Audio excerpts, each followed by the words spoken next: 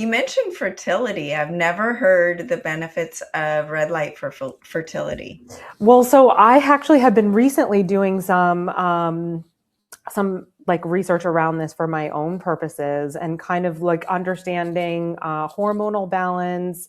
And I was just reading this clinical trial on, I think it was a Japanese doctor who did red light therapy specifically targeting like the ovarian area for women who had unexplained infertility. Mhm. And what they found was not only was it increasing blood flow and oxygen and nutrient delivery to those areas, so it was making things function more optimally down there as well, which does make sense, like theoretically that it would happen.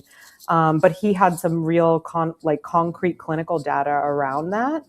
And so, as I'm like getting older and kind of navigating like my body, I spoke to you about some of the other health things that I had going on, how I'm researching red light and the different benefits that I've been discovering is really kind of endless. So, also really great. So I also read that there are some preliminary studies where women who are going through IVF are also pairing that with red light protocols, and then of course like acupuncture, and then all of the like supporting supplements for egg health and that kind of thing as well.